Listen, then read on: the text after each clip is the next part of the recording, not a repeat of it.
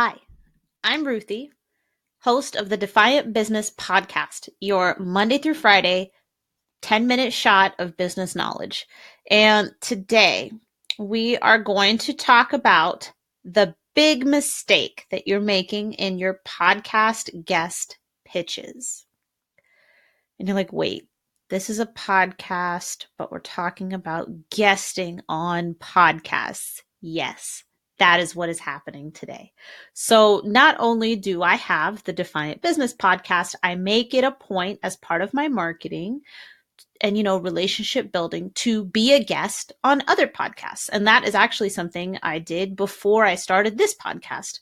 Um, and as a result, my guest pitches or guest applications, uh, any communication I have where I reach out to a podcast host where I'm saying, hey, maybe I would be a good guest for you or for your show, they've gotten way better. And I have to say that this is very much like what happened once I started hiring freelancers and contractors and working with agencies.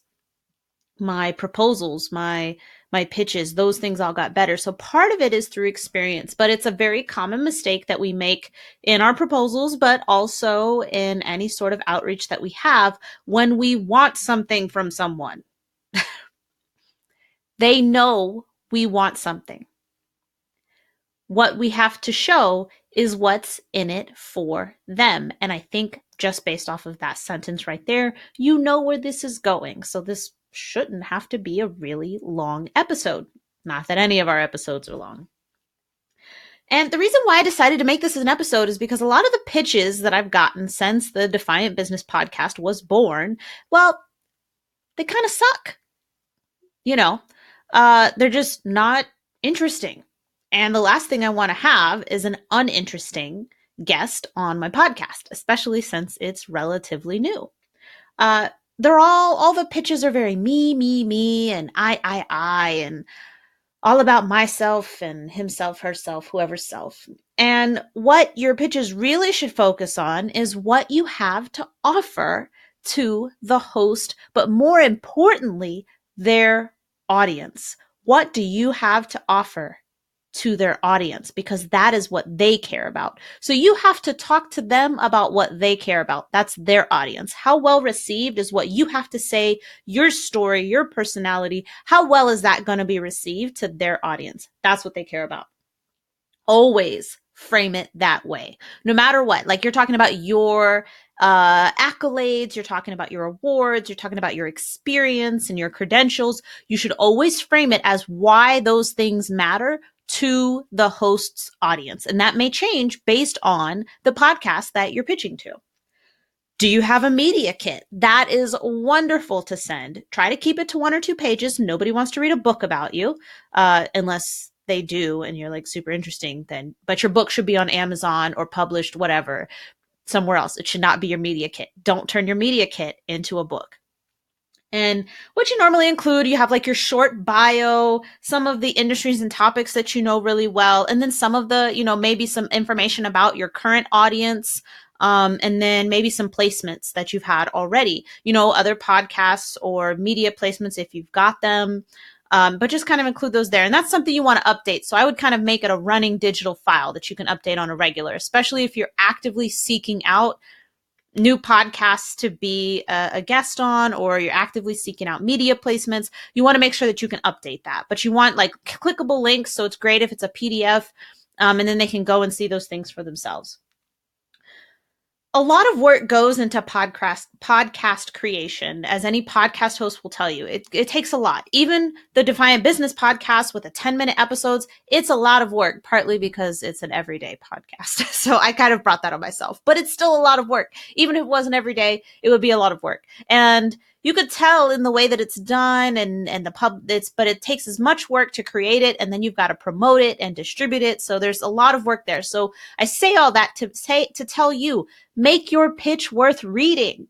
Make it valuable. I've gotten pitches where they're just like, hey, so I just wanted to inquire about being a guest on your podcast. Next. Like, why?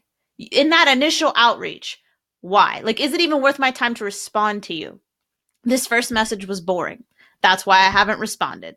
So make it interesting. Why are you interesting? That should be what's in your first pitch.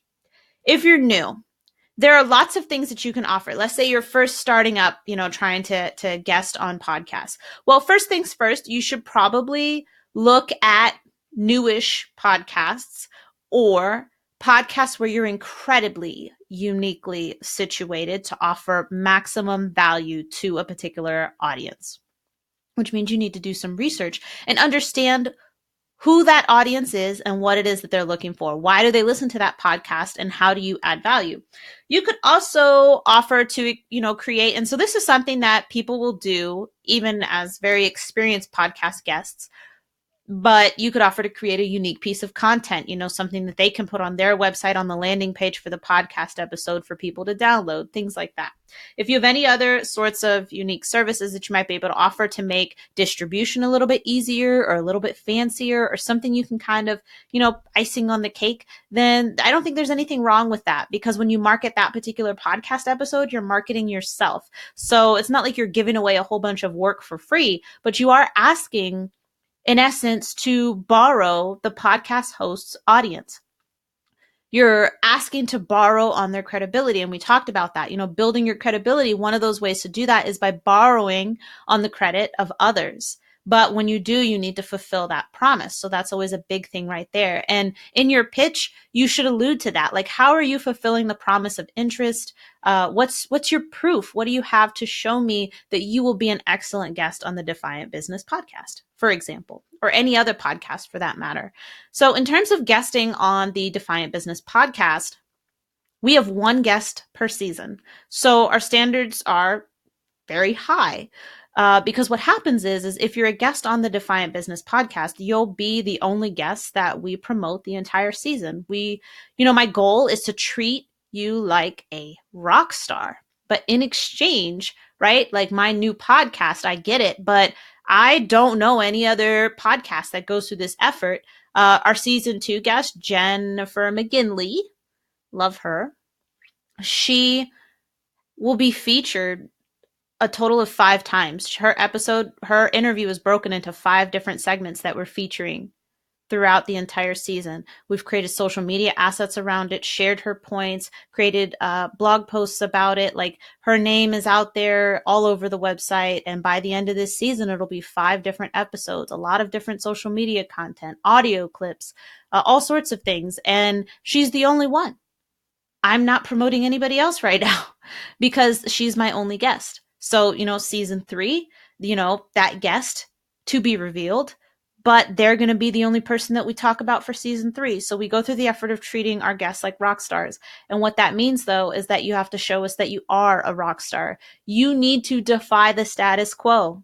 And that is, my company. And that is where the Defiant Business podcast comes from. So if you want to pitch to me, show me why your business is defiant. Show me why my audience would care, and, why you should be the rock star that we promote the entire season. So, that's basically it. I basically told you what to do right there. But every podcast is different. So don't copy and paste. Just like your proposals or your pitches, don't copy and paste. Do your research. Find out what that podcast host wants for their audience, what that audience wants from the podcast host, and do your best to showcase that in your pitch. Be as interesting as possible, and you're way more likely to get a response. All right, that's been an episode of the Defiant Business podcast.